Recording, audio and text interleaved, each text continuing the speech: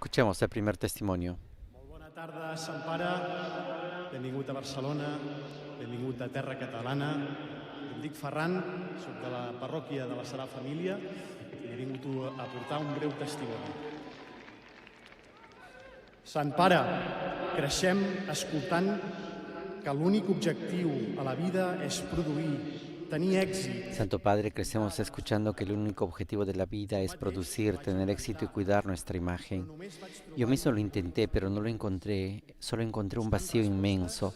Buscando respuestas a mi vida dio un giro y esta última Pascua recibí el bautismo. Este es el testimonio de Farid de la parroquia de la Sagrada Familia. Ahora que este camino es nuevo para mí, le pregunto, ¿cómo podemos mantener la mirada alzada hacia lo que de verdad importa? Cuando la sociedad nos empuja a mirar constantemente hacia el suelo, a la tierra o solo a nosotros mismos, ¿cómo podemos descubrir nuestra verdadera vocación en medio de esta corriente? Estas son las preguntas de Farid que dirige al Santo Padre. Gracias por este testimonio. Gracias por permitirme participar en la teva alegría. Gracias por este testimonio. Gracias por permitirme participar en esta alegría y en la de todos aquellos que en la Pascua de este año han recibido el sacramento del bautismo.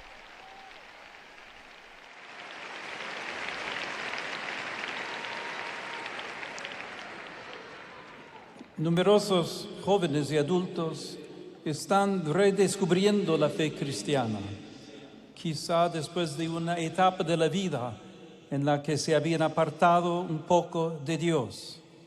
Se trata de un paso realmente importante. En efecto, todo lo que descubrimos, acogemos y vivimos paulatinamente a lo largo del camino contribuye ciertamente a nuestro crecimiento, a nuestra madurez y a ensanchar espacios de vida en nuestro interior.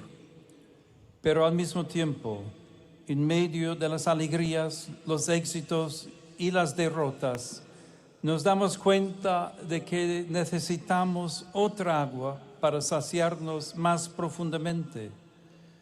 Nuestro deseo de verdad y de felicidad necesita un horizonte más grande.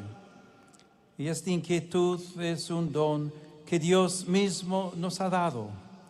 Estamos hechos a medida del infinito y por eso todo horizonte finito, todo paso, toda conquista, mientras nos satisface, al mismo tiempo nos impulsa hacia adelante y nos invita a seguir buscando, a buscar avanzando, pero sobre todo a buscar descendiendo interiormente, es decir, yendo a lo profundo. Y aquí torno a la pregunta a dos breves ideas. La primera, es necesario cultivar una sana inquietud. Aquí vuelvo a la pregunta con dos breves ideas. La primera, es necesario cultivar en esa sana inquietud. En nuestras sociedades, de hecho, la idolatría del beneficio y del rendimiento, el afán de tener que producir siempre y de ser vencedores, así como el culto a la propia imagen, no son más que anestéticos para adormentar nuestra conciencia y adaptarla a una cierta idea de sociedad. Cuando las personas aprenden a detenerse, a dar valor a las cosas importantes, a apreciar el tiempo de modo nuevo y a pensar en la propia vida, dejándose iluminar por el Evangelio, desarrollan también un pensamiento crítico respecto a un sistema social que no pone a la persona en el centro y provoca situaciones de injusticia y de pobreza existenciales a diversos niveles. Es por eso que la inquietud da miedo, así como el descubrimiento de la interioridad, de la espiritualidad y aún más del Evangelio. Segunda idea. Es en este mundo donde debemos cultivar la inquietud, no en otro. Es dentro de esta sociedad que tú y tantos otros habéis descubierto el valor de una vida más humana, más plena, abierta al encuentro con Dios y a la alegría de la fe. Esto significa que a pesar de las dificultades, el lugar en el que Dios se hace presente y donde debemos encontrar sus huellas es siempre en la realidad donde nos encontramos. Creemos que el Espíritu Santo actúa y trabaja silenciosamente en todas las situaciones de la vida y de la historia, incluso en aquellas que parecen más difíciles. Pero debemos cultivar esta inquietud y hacerle espacio. Como decía, buscar dentro, intentando no dejarnos abrumar por los ritmos y las seducciones externas, cultivando espacios de silencio, deteniéndonos quizá algunos minutos al día para leer el Evangelio y hablar con Dios, y también tratando de hacer este camino interior junto con otros, dejándonos acompañar en los itinerarios eclesiales y confrontándonos con los sacerdotes, los religiosos, las personas que, como nosotros, han emprendido este camino.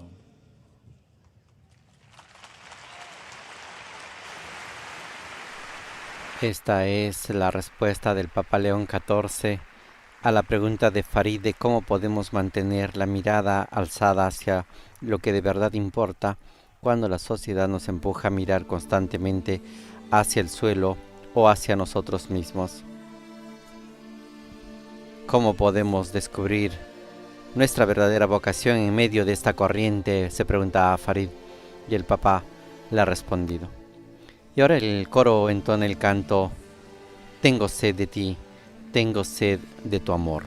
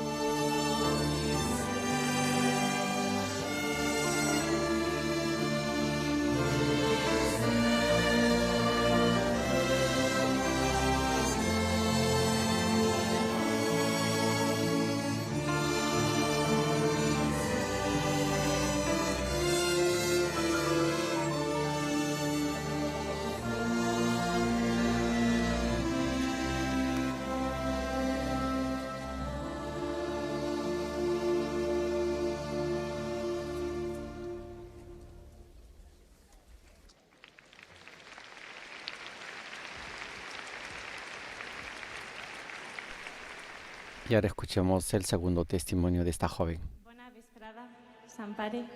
Soc Carmina, soc una professora de l'educació secundària d'una escola d'Hospitalet i vinc ací a presentar-te la meva inquietud. Es Carmina, profesora de educación secundaria, que presenta su inquietud al Santo Padre. Sant Pare, en un món on es criden les coses, hi ha aspectes de la vida... Santo Padre, en un mundo donde las cosas se gritan, hay aspectos de la vida que permanecen calladas, con vergüenza, como por ejemplo la depresión, una enfermedad silenciosa que afecta a muchas personas, jóvenes y adultos, y que conlleva una oscuridad, aislamiento y un dolor inmesurable. A veces este dolor es tan abrumador que la idea de desaparecer parece la única salida, la única opción. Yo misma luché para salir de esta enfermedad en silencio durante años.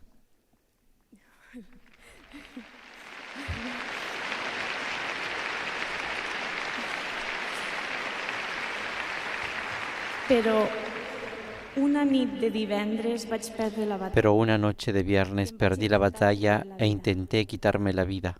Estic ací perquè Déu m'ha donat una segona oportunitat. Estoy aquí porque Dios me dio una segunda oportunidad y le estaré eternamente agradecida.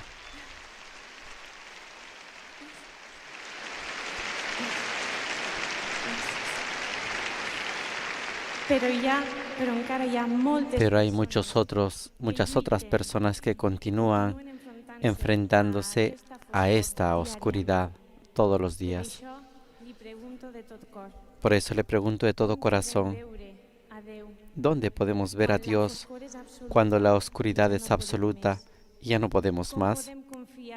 ¿Cómo podemos confiar en Dios cuando parece que nada, ni uno mismo, vale la pena? Gracias.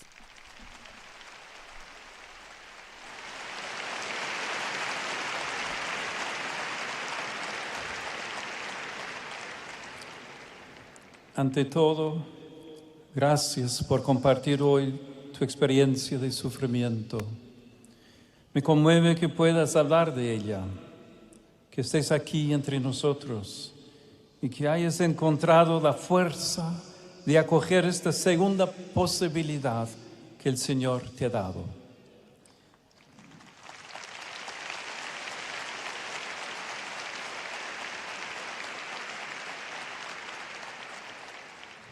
Te has levantado y has retomado el camino. Y este es un milagro maravilloso que vemos en muchos personajes del Evangelio. En contacto con Jesús, aun quien se siente perdido, recobra confianza en la vida, sana la enfermedad y puede levantarse para volver a vivir. En la teva pregunta, t'has referit en primer lloc a la malaltia silenciosa que es la depresión. En tu pregunta te has referido en primer lugar a la enfermedad silenciosa que es la depresión. Y es importante tomar conciencia de cómo la salud mental se ve cada vez más amenazada en el contexto de las sociedades que se consideran avanzadas. Es una señal de que es una señal de que hay algo profundamente erróneo en una cierta idea de crecimiento que somete a las personas a presiones, expectativas y tensiones que comprometen equilibrios fundamentales. Por eso se necesita un sistema sanitario que incluya entre sus prioridades este malestar invisible y generalizado que afecta también a los jóvenes.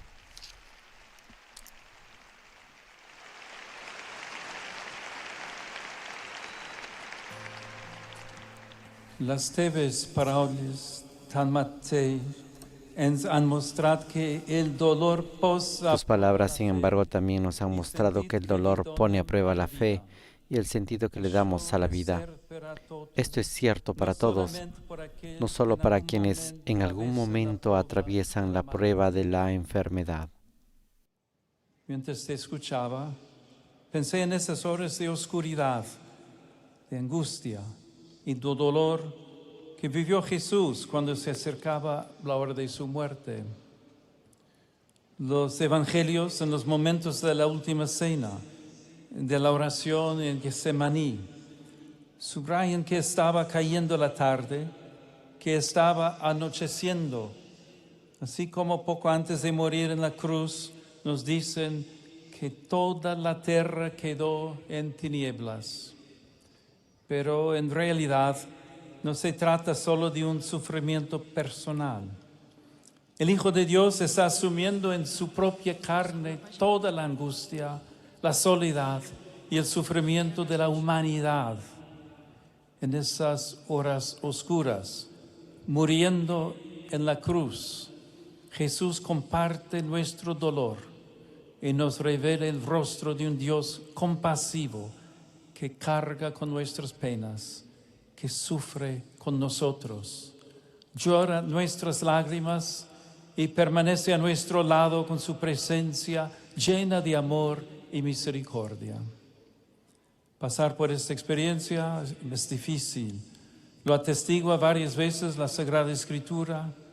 Hay momentos de oscuridad y de sufrimiento que nuestra sociedad hace callar, porque precisamente algunos modelos culturales nos quieren siempre vencedores y perfectos.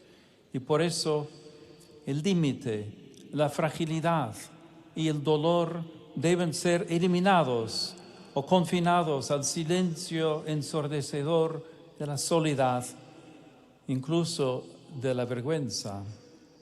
Y en estos momentos podemos pensar instintivamente que también Dios nos haya abandonado.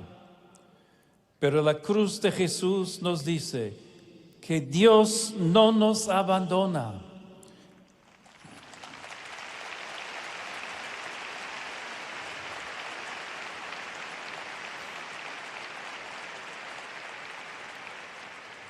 Que Él sigue crucificado con nosotros en el momento del dolor y de la soledad extrema.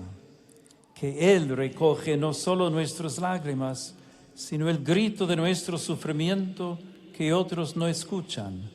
Un grito que Jesús hizo suyo en la cruz, diciendo: Dios mío, ¿por qué me has abandonado? Hay una catequesis sobre las últimas horas de Jesús en la que Benedicto XVI dice que su sufrimiento se vuelve oración y grito, y que eso vale también para nosotros. Frente a las situaciones más difíciles y dolorosas, cuando Dios parece ausente, debemos confiarle una vez más las cargas que llevamos en el corazón, incluso gritándole a Él, incluso protestando como Job, seguros de que de algún modo Él se hace presente y está cerca, aun cuando aparentemente calla. Pero pienso que no podemos hacerlo solos en las horas de dolor, al menos en cuanto sea posible. Debemos abrirnos a alguien que nos ayude a expresar una oración sencilla, que nos acompañe con discreción, sin la prisa de explicarnos ese dolor, que nos tome de la mano y nos haga salir de este grito. Estas experiencias ofrecen un mensaje también a nosotros creyentes, a toda la iglesia. No debemos espiritualizar el dolor, reconduciéndolo superficialmente a la voluntad de Dios o a algún misterioso proyecto suyo, porque esto corre el riesgo de minimizar ese sufrimiento, de silenciarlo, de herir a las personas. Dios no quiere el sufrimiento, lo lleva con nosotros y nos invita a confiar en Él de modo perseverante. Recordemos lo que decía el Papa Francisco: con Dios la vida renace siempre.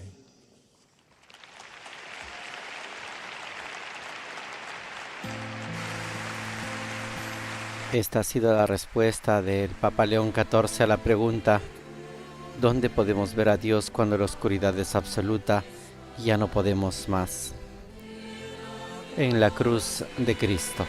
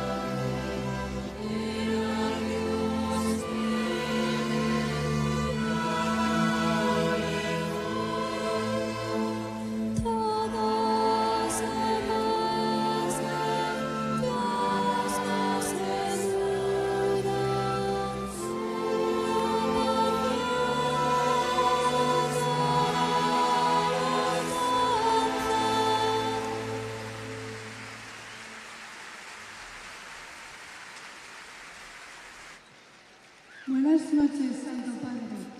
Me llamo Desiree, soy de Barcelona, tengo 20 años y estoy estudiando Derecho. Vengo de una familia pequeña, de un barrio muy humilde de Barcelona. Durante mi infancia, mi padre intentó matar a mi madre. Ella se salvó porque un chico se interpuso para protegerla y este murió.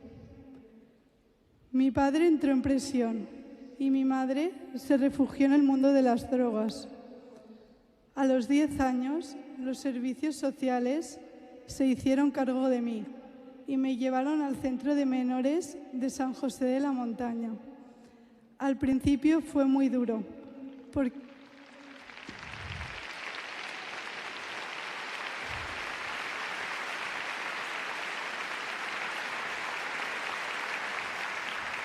porque había construido un muro para protegerme y no dejaba entrar a nadie. Pero fue allí donde me hablaron de Jesús, donde empecé a rezar y donde finalmente me bauticé.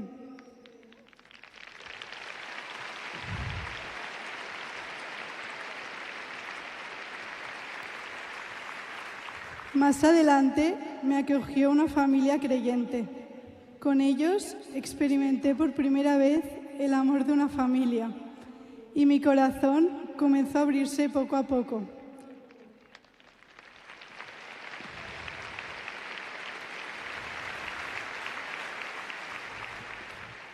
Durante mi adolescencia me rebelé muchas veces contra Dios.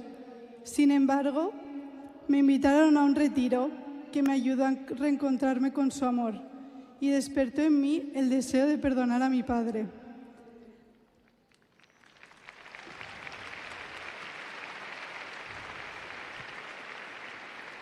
Pero siendo sincera, han pasado algunos meses y todavía me cuesta perdonarlo.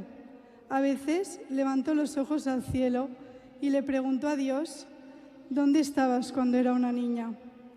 Por eso, Santo Padre, quisiera hacerle una pregunta. ¿Cómo puedo perdonar a mi padre que estuvo a punto de dejarme sin madre? ¿Cómo puedo reconciliarme de verdad con Dios? Muchas gracias.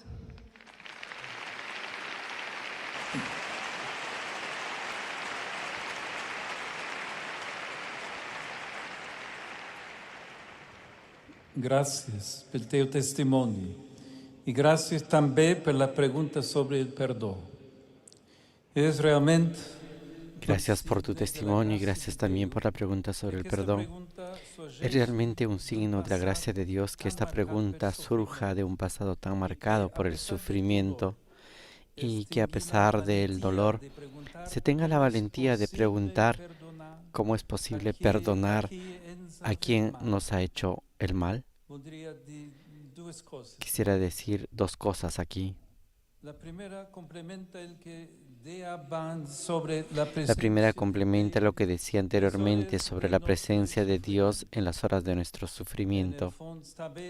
En el fondo también tú expresas esta pregunta respecto a tu infancia, pero el contexto en el que han pasado los acontecimientos de tu vida nos pide ampliar el radio de nuestra pregunta. En vez de preguntarnos dónde estaba Dios, o debemos interrogarnos sobre el hombre y sobre la humanidad, sobre cómo a veces somos prisioneros del mal hasta llegar a ser violentos como los demás, sobre cómo no logramos cultivar el amor y respetar a los demás en su dignidad y libertad. Tantas crónicas policiales todavía hoy reflejan un clima envenenado en las relaciones familiares de abusos y opresiones, y en particular de violencia contra las mujeres, que a menudo desembocan lamentablemente también en feminicidios. Esta realidad dramática, que tiene raíces antropológicas y culturales, estamos llamados a abordarla todos, sea personalmente, sea como sociedad.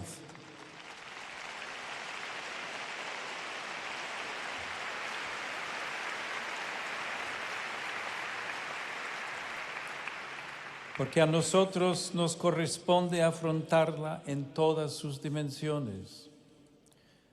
No podemos atribuir a Dios lo que ha sido confiado a nuestra responsabilidad. No podemos imaginar que Dios, desde lo alto, responda a nuestras necesidades de modo automático o impida milagrosamente que el mal suceda. Él nos ha dotado de inteligencia y voluntad. Nos ha dado una conciencia, nos ha revestido de dignidad y de libertad. Y sobre todo, ha venido a nuestro encuentro para indicarnos en su Hijo Jesucristo el camino a seguir para que nuestra vida sea plenamente humana y en nuestra sociedad reinen la justicia, la paz y la fraternidad. Nos ha dado su mismo espíritu, precisamente para que el amor sea la clave de todas nuestras relaciones humanas. Si existe la violencia, si triunfa el egoísmo, si incluso el amor entre familiares se transforma en odio, debemos hacernos algunas preguntas a nosotros mismos, a las dinámicas de nuestra sociedad, a la cultura del individualismo, a la tentación de la violencia y no a Dios. Una segunda cosa se refiere al perdón. Debemos aprender a mirar el perdón, poderosa medicina contra el mal, que sana nuestras heridas interiores, como algo que forma parte de un proceso, de un camino. El mismo Evangelio, si lo leemos como un libro de indicaciones, de mandamientos y de deberes, corre el riesgo de causarnos mucho desánimo y frustración, porque Jesús nos invita al perdón y nosotros experimentamos que no somos capaces. En cambio, no es así. El perdón, sobre todo, debemos invocarlo del Señor, seguir pidiendo, tal vez durante toda la vida, que el Señor amplíe en nosotros el espacio del amor precisamente allí donde hemos sido heridos, que nos ayude a reconciliarnos con nosotros mismos y con esa parte de nuestra historia marcada por el sufrimiento, que lentamente transforme el resentimiento en misericordia y compasión. Es un camino largo, es un proceso que requiere mucha paciencia. Es un trabajo que debemos hacer con nosotros mismos, tanto personalmente como por medio de otros itinerarios de acompañamiento y también reconciliación interior. Y es necesario no desanimarse. En el perdón se avanza con pequeños pasos. La reconciliación con la historia es gradual y sobre todo no debemos pensar que el perdón equivalga siempre y en todos los casos a volver a la situación anterior o a vivir una relación plena con quienes nos han herido. especialmente cuando el hecho ha sido marcado también por la violencia. Se puede permanecer en la buena disposición del corazón hacia la persona, rechazar toda forma de odio o de venganza, esforzarse por reparar la relación en la medida de lo posible y quizá rezar por él o por ella. Todo eso nos ayuda a entrar cada cop más en la dinámica. Todo esto nos ayuda a entrar cada vez más en la dinámica del perdón y a reconciliarnos con Dios y con los demás. Somos pescadores perdonados, estamos en paz y somos capaces de perdonar, capaces de ser portadores de paz.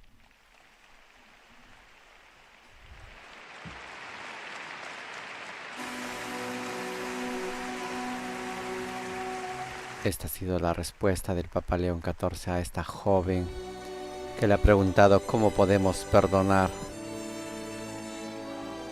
y reconciliarnos de verdad con Dios.